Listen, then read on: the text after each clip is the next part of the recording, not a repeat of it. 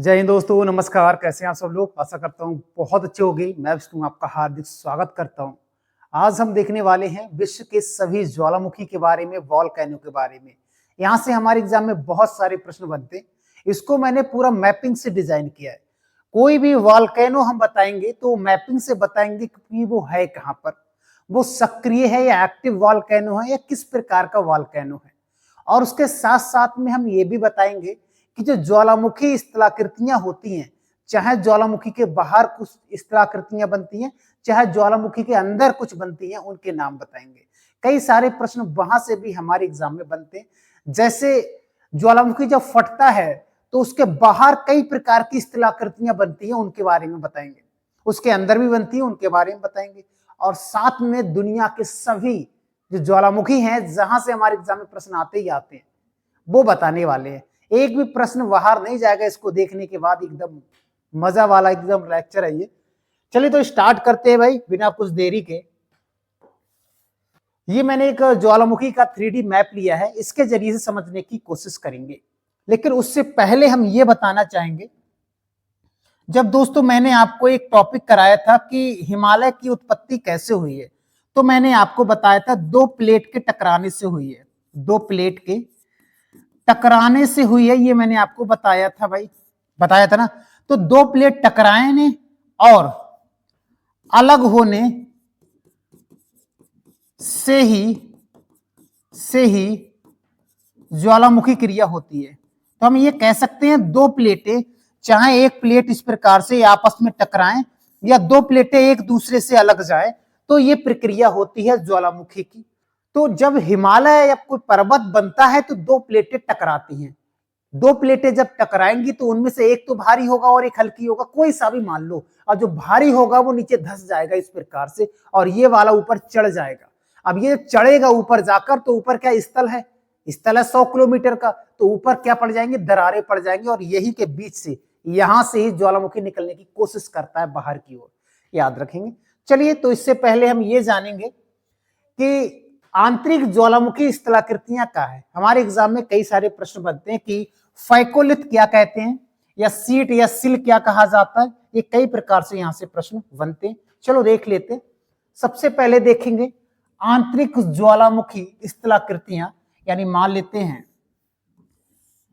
ये कोई ज्वालामुखी है और इसके अंदर कौन कौन सी स्थलाकृतियां बनती हैं, उसके बारे में बात करेंगे। जैसे जब ज्वालामुखी मैग्मा की सतह तोड़े बिना, याद रखेंगे, बाहर नहीं निकल रहा है, अंदर की बात कर रहे हैं, यानी बाहर नहीं निकल रहा है, अंदर की बात कर रहे हैं, सतह के नीचे क्षैतिज रूप में एक पतली परत के दर्शाता है या जम जाता है। जैसे मान लेते यही है, तो यहां से अगर निकल रहा है तो यहीं पर जम जाएगा क्षैतिज गति में, इस प्रकार से। बाहर नहीं गया, ये जम गया यहीं पर। यही तो कह रहे हैं, इसको फाड़े बिना या सतह को फाड़े बिना नीचे ही जम जाना क्षैतिज में, उसी को क्या कहते हैं? तो सीट या सिल कहते हैं। अब सिल क्या होता है? लेकिन जब जमे हुआ मैग्मा की जो मोटाई अधिक होती है ना, तो उसे सिल कहते हैं, और पतली होती है उसे सीट कहते हैं। समझ गए? मतलब सतह को तोड़े बिना नीचे क्षैतिज रूप में इसकी परत जम जाती है। मोटी होगी तो सिल कहेंगे, और पतली होगी तो सीट कहेंगे। ठीक है। दोनों एक ही प्रकार से निर्मित एवं एक ही जैसी संरचना वाले होते हैं। इनमें केवल परत की मोटाई का अंतर होता है और कुछ नहीं होता। सिल और सीट परत का रूप आग्नेय शैल का समूह होता है, या आग्नेय चट्टानें होती हैं, हम ये कह सकते हैं। ठीक है, तो समझ में आ गया। दूसरा, फाइकोलिथ क्या होता है भैया? जब मैग्मा सतह के नीचे सुरंग और गर्त के रूप में क्षैतिज रूप में जमा हो जाता है।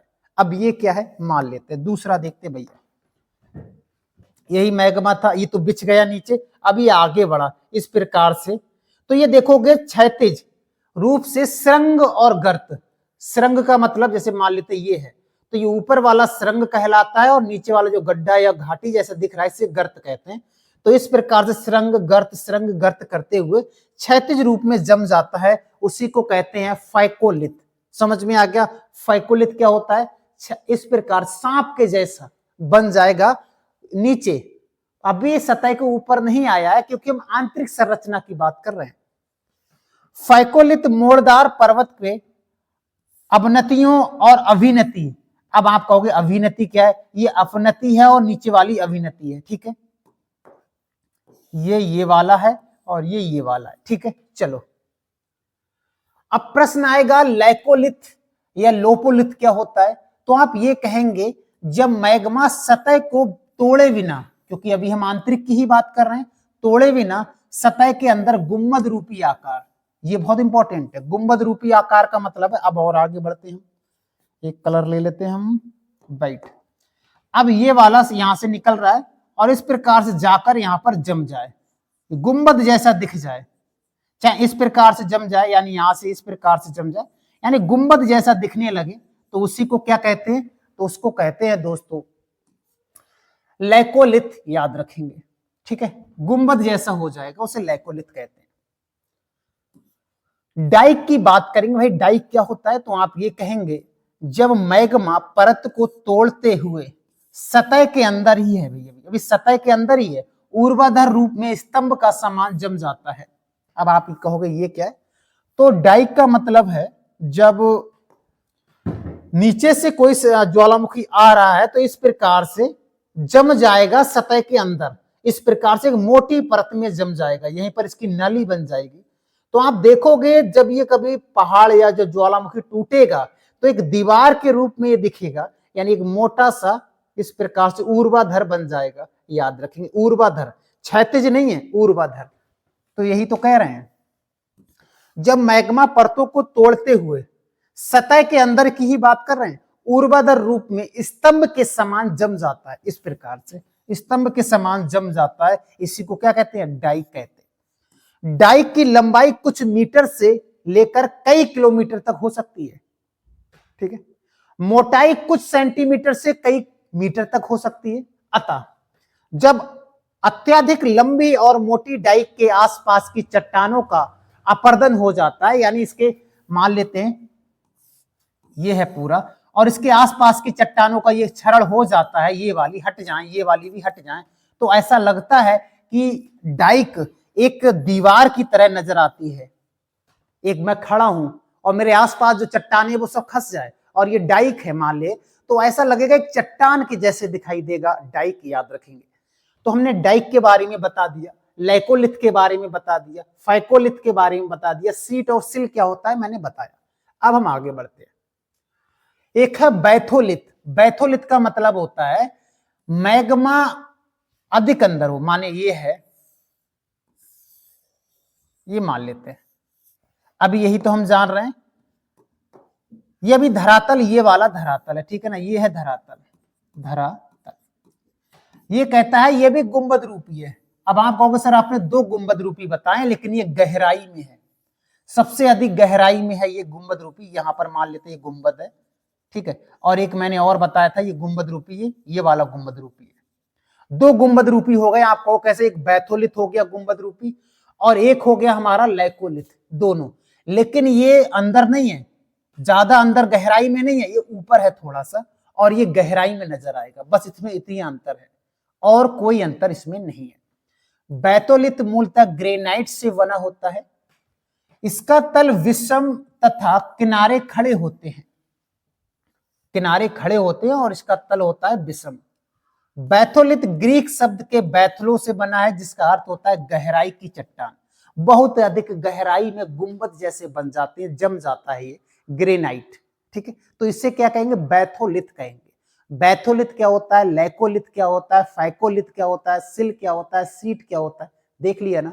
अब हम आगे बढ़ते हैं, अब हम देखेंगे अंदर वाला देख लिया ज्वालामुखी के। अब ज्वालामुखी के बाहर कौन कौन सी स्थलाकृतियां बनती हैं उनकी बात करेंगे, चलिए देख लेते हैं। तो सबसे पहले बात करेंगे सिंडर या शंकु, ठीक है। चलो सिंडर या शंकु क्या होता है इसको देखते हैं। मान लेते हैं यहां से लावा निकलना स्टार्ट हुआ, मान लेते हैं, ठीक है, लावा निकलना स्टार्ट हुआ, इस प्रकार से ये लावा बिछना स्टार्ट हो जाएगा, ठीक है। इस प्रकार से लावा सतह पर भी बिछ जाता है और कई किलोमीटर दूर भी जाकर गिरता है, जरूरी नहीं है कि सतह पर ही ज्यादा बिछे। तो इस प्रकार से सतह पर बिछ गया। अब ये कुछ समय बाद ये ठंडा हो जाएगा, ठंडा होगा या नहीं होगा? बिल्कुल होगा। अब ठंडा हो जाएगा तो यही सिंडर शंकु कहलाता है। इसका आकार देखो तो लगभग शंकु की जैसा दिख रहा है ना, इसी को सिंडर शंकु कहा जाता है, याद रखेंगे। ज्वालामुखी क्रिया के दौरान ज्वालामुखी राख एवं विखंडित पदार्थों के जमने से निर्मित शंकुवत आकार से सिंडर शंक बनता है।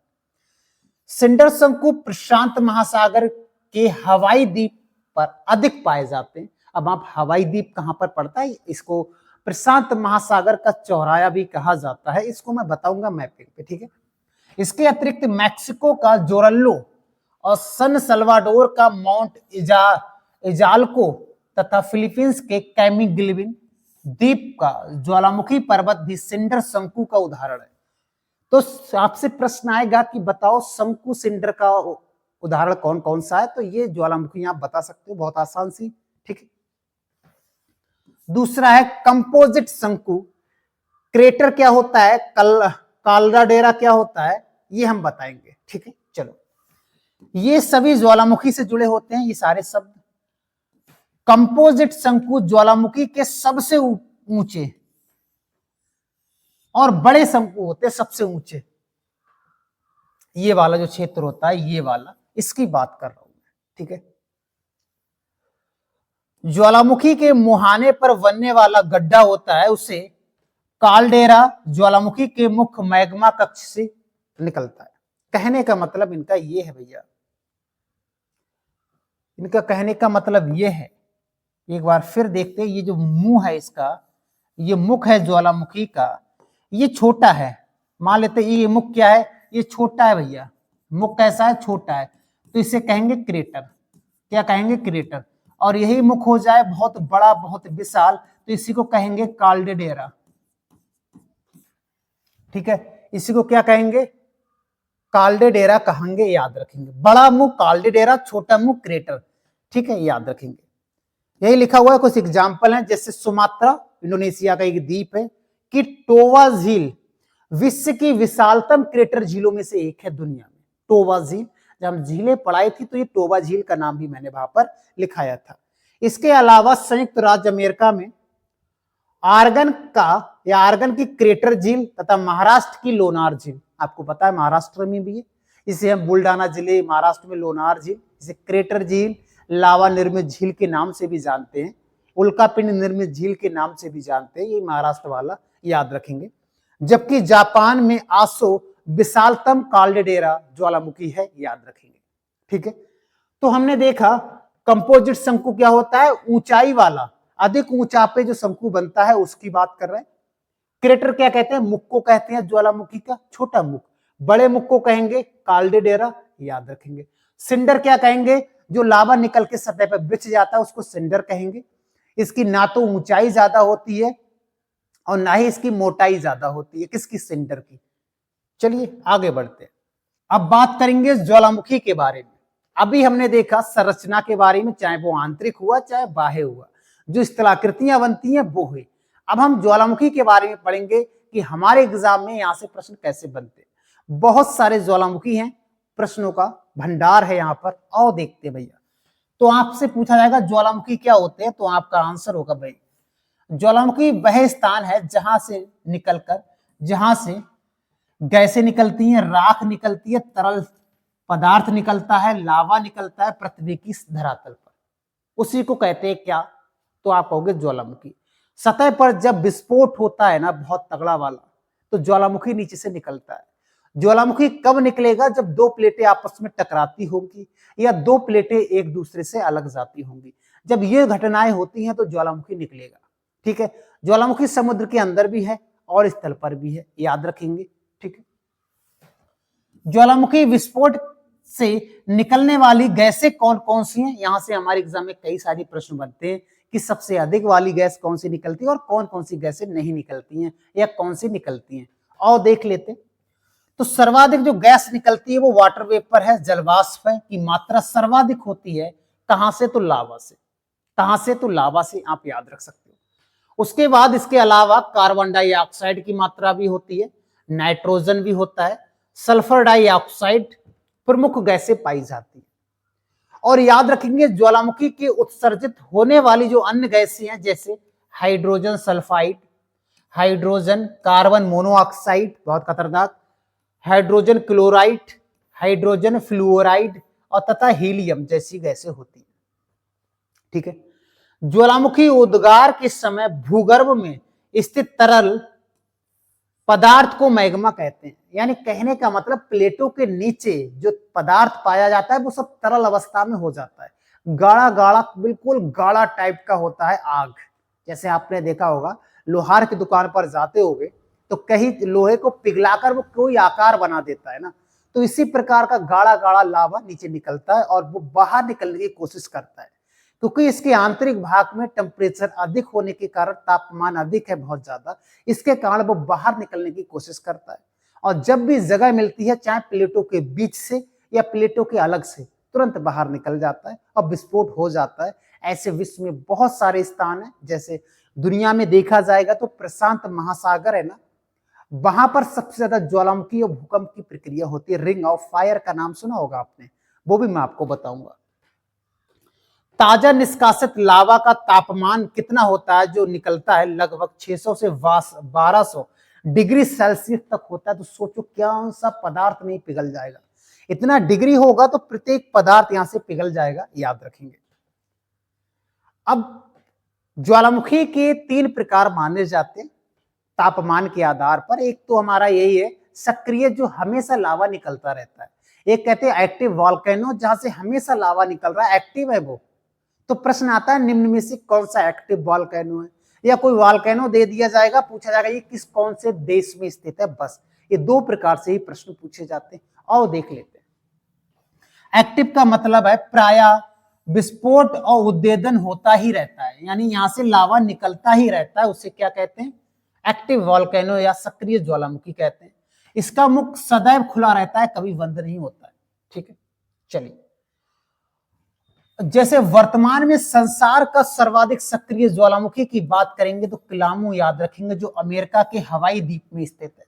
हवाई द्वीप का नाम 2 बार आ चुका है। हवाई द्वीप अभी पीछे भी देखा था, अभी भी बताया, लोकेशन में आपको बताऊंगा। ठीक है, आकार की दृष्टि से पृथ्वी पर सबसे बड़ा सक्रिय ज्वालामुखी की बात करेंगे तो मोना लोआ है भैया, और ये भी हवाई द्वीप में है भाई।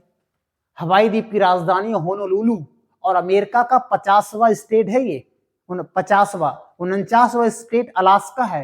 इसे धुआंरों की घाटी कहा जाता है, धुआंरों की घाटी अलास्का को। इसका लोकेशन मैं बताता हूं, उसके बाद में आगे बढ़ूंगा। ये वर्ल्ड का मैप है भाई, इसी में देख लेते हैं हम लोग। चलो, ये देखो, इसके ऊपर है कनाडा, इसके ऊपर कनाडा है, ये यूएसए, और इसके नीचे है मैक्सिको, और ये है अलास्का। ठीक है, तो यहां पर पड़ता है हवाई द्वीप, जिसकी राजधानी है होनोलुलु, और ये पूरा प्रशांत महासागर का भाग है, और यही की बात कर रहे हैं, ये है होनोलुलु, यही पड़ता है, यह हवाई द्वीप यही पड़ता है।